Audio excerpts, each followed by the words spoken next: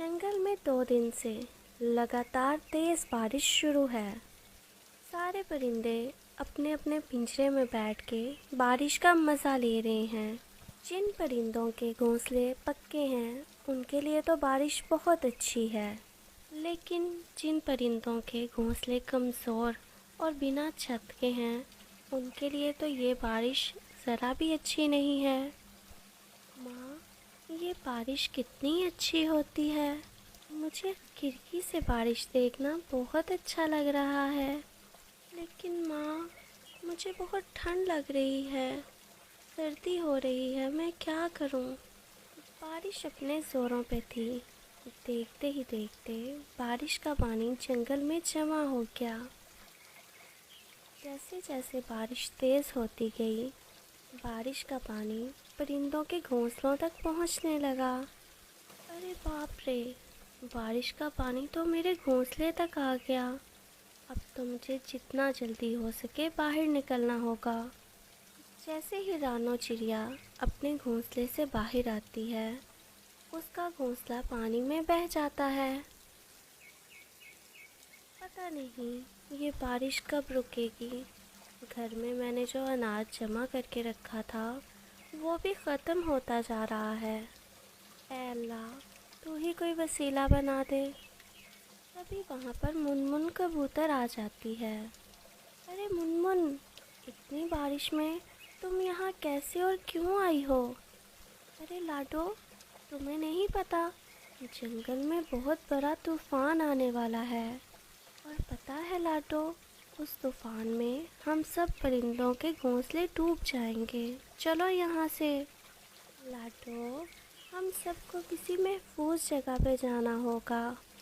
जब तक बारिश रुकेगी हम सबको वहीं पे रहना होगा।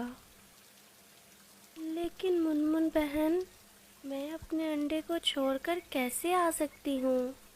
लेकिन लाडो, अगर तुम अभी बाहर ना निकली तो तुम इस बड़े तूफान में फंस जाओगी। तुम ऐसा करो, तुम अपने अंडे को साथ ही ले लो और यहाँ से चलो। थोड़ी ही देर गुजरती है कि लाडो के पिंजरे में भी पानी जमा होने लगता है। अरे बाप रे, अब तो हमें बाहर निकलना ही पड़ेगा। लाडो अपने अंडे को पंजों में पकड़कर घोंसले से बाहर निकल आती है। अभी वो बाहर निकलती ही है कि उसका घोंसला पानी में डूब जाता है। अरे शुक्र है अल्लाह का, हम टाइम से ही बाहर आ गए।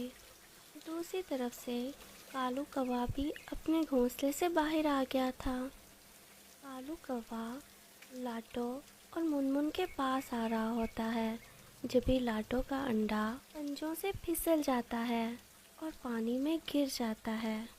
जैसे ही कालू देखता है कि अंडा तूफान में डूब गया है, वो अंडे को बचाने की पूरी कोशिश करता है, लेकिन अंडा बहुत दूर निकल जाता है और वो बचा नहीं पाता।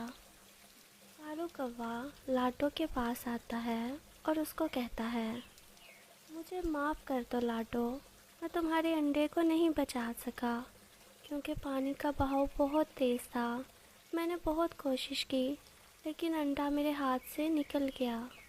जब तक बारिश चलती रही, तमाम परिंदे जंगल के बाहर वाली गुफा में रहने लगे। कुछ दिनों बाद बारिश कम हो गई। जंगल से बारिश का पानी भी धीरे धीरे निकलने लगा।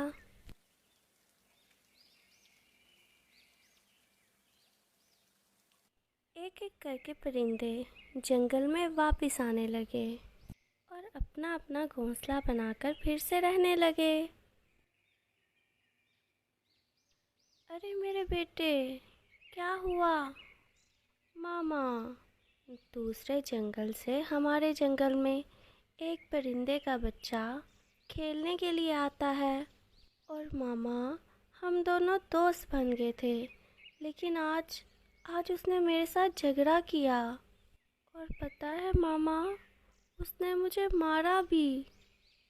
अरे अरे अरे, कौन है वो बदमाश बच्चा जिसने मेरे लाडले बेटे को मारा? चल मेरे साथ, अभी उसकी टांगें खींचती हूँ।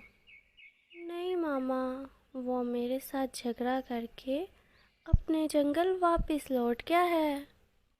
जग्गू, मेरे बच्चे, तुम परेशान ना हो। अब जब वो बदमाश बच्चा आएगा, मैं उसकी अच्छे से खबर लूँगी। दूसरे दिन वो बच्चा फिर जंगल में वापस आ जाता है। आज तो वो जग्गू के बजाय टुन्ना के साथ बातें कर रहा था। तभी वहाँ पर गौरी और जग्गू आ जाते हैं। मामा, यही है वो जिसने कल मेरे साथ झगड़ा किया था और मुझे मारा भी था। क्यों रे बदमाश, एक तो तू दूसरे जंगल से आता है और आकर हमारे ही बच्चों को मारता है। क्यों मारा तूने मेरे बेटे को? नहीं आंटी, मैंने आपके बेटे को नहीं मारा, उल्टा इसने मुझे मारा। ये देखें, मेरे सर पे तो चोट भी आ गई थी। नहीं मामा, ये झूठ बोल रहा है, मैंने इसको नहीं मारा। तुम्हारे माँ बाप कहाँ पे हैं? मुझे उनके पास लेके जाओ, मुझे उनसे मिलना है। मेरे माँ बाप नहीं हैं, मुझे तो बचपन से ही मेरी दादी अम्मा ने संभाला है। बस फिर, अब तुम इस जंगल में खेलने के लिए नहीं आओगे। चलो भागो यहाँ से, जल्दी जाओ। तभी वहाँ पर लाडो चिड़िया आ जाती है और कहती है, अरे अरे गौरी, क्या हुआ? इतने गुस्से में क्यों हो और इस प्यारे मासूम बच्चे को क्यों डांट रही हो? प्यारा? और ये, अरे लाडो बहन, तुम्हें नहीं पता, ये दूसरे जंगल से आकर हमारे बच्चों को मार रहा है और उनसे लड़ाई कर रहा है। क्या तुम ऐसा कर रहे हो? नहीं नहीं आंटी, मैं ऐसा नहीं कर रहा। मेरा कोई दोस्त नहीं बनता। मैं जिस जंगल से आया हूँ वहाँ भी मेरा कोई दोस्त नहीं है। मैं तो सिर्फ दोस्त की तलाश के लिए यहाँ आया था। मैंने किसी को नहीं मारा। जग्गू, चलो यहाँ से, अब तुम इस बदमाश बच्चे के साथ नहीं खेलोगे। गौरी और जग्गू वहाँ से चले जाते हैं। जग्गू और गौरी के जाते ही मुनमुन कबूतर वहाँ पर आ जाती है। अरे लाडो, तुम यहाँ पर क्या कर रही हो? क्या तुम्हें अपना नया घोंसला नहीं बनाना? अरे घोंसले के लिए लकड़ियाँ लेने ही बाहर आई थी। तभी उसकी नज़र उस बच्चे पर पड़ जाती है। वो कभी लाडो को देखता है और कभी उस बच्चे को देखता है। अरे क्या हो गया? क्या देख रहे हैं? कहाँ खो गए? लाडो, तुमने ये बच्चा देखा है? ये बिल्कुल तुम्हारी तरह दिखता है। हाँ दोस्त, अगर उस बारिश और तूफान में मेरा अंडा ना खोता तो मेरा बच्चा भी आज इसके जितना होता। वो दोनों बात कर ही रहे होते हैं कि ऊपर से पेड़ की डाली टूटकर नीचे गिरती है। वो डाली उस बच्चे पर गिरने वाली होती है, लेकिन लाडो उसको पीछे करके अपने ऊपर चोट ले लेती है। अरे ये क्या हो गया? लाडो, रुको, मैं तुम्हारे लिए मदद लेकर आती हूँ। ये कह के वो लाडो के लिए मदद लेने चली जाती है। उसके जाते ही उस बच्चे की दादी आ जाती हैं। अरे टीलू, तुम कहाँ थे इतने टाइम से? मैं कितनी परेशान हो रही थी। चलो अब जल्दी घर चलो, कितना टाइम हो गया है। दादी, वो छोड़ो, पहले इन आंटी को इस डाली के नीचे से निकालो, वो इसके नीचे फंस गई हैं। ये कहते ही दादी लाटो के ऊपर से वो डाली को हटा देती हैं। अरे चिड़िया, तुम इसके नीचे कैसे फंस गई? दादी, ये डाली मेरे पे गिरने वाली थी, लेकिन इन्होंने मुझे बचाया और ये डाली अपने ऊपर ले ली। चिड़िया, तुम्हारा बहुत शुक्रिया। तुम्हारी वजह से आज मेरे टीलू की जान बच गई। कोई बात नहीं दादी, ये तो मेरा फ़र्ज़ था। दादी, एक बात पूछूं, आपको ये चिड़िया का बच्चा कहाँ से मिला? कुछ महीने पहले जब तेज़ बारिश हुई थी और बहुत ज़्यादा तूफ़ान भी आया था, इस जंगल की नदी जहाँ पर मैं रहती हूँ वहाँ से भी गुज़रती है। उस ही नदी के पास मैं एक छोटी सी झोंपड़ी में रहती हूँ।